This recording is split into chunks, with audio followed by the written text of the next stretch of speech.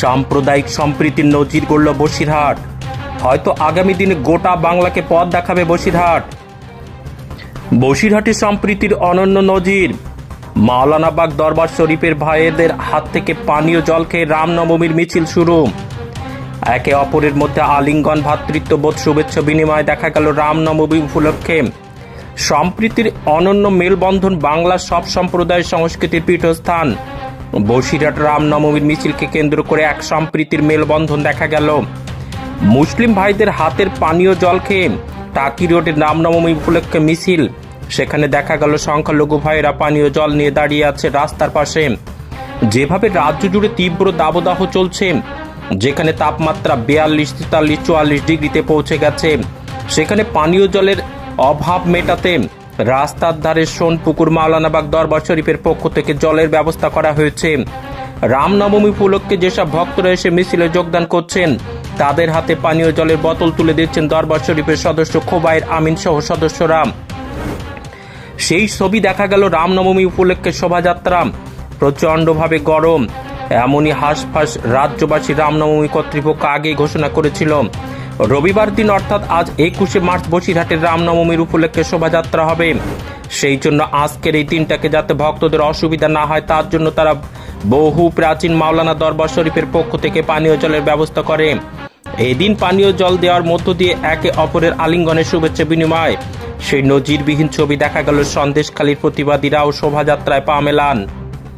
MS news Bangla চ্যানেলের পরবর্তী খবর সবার আগে পেতে ইউটিউবে চ্যানেলটি সাবস্ক্রাইব করুন, ফেসবুক পেজ ফলো করুন, ফলো বাটন ক্লিক করুন, সেই সঙ্গে খবরটি ফেসবুকে প্রচুর পরিমাণে শেয়ার করুন। কাজী নজরুলের বাংলা, আল্লামা রুহুল আমিনের বাংলা, এ বাংলা সম্প্রীতির বাংলা। এখানে সর্বধর্মের মানুষ সবাই শান্তিপূর্ণভাবে পালন করে। আজকে রামনবমী পালন হচ্ছে এই গরমের মধ্যে, প্রচণ্ড গরম।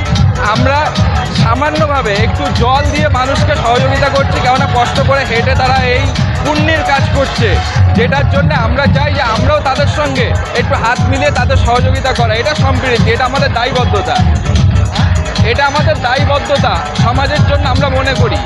এবং খুবই ভালো লাগছে।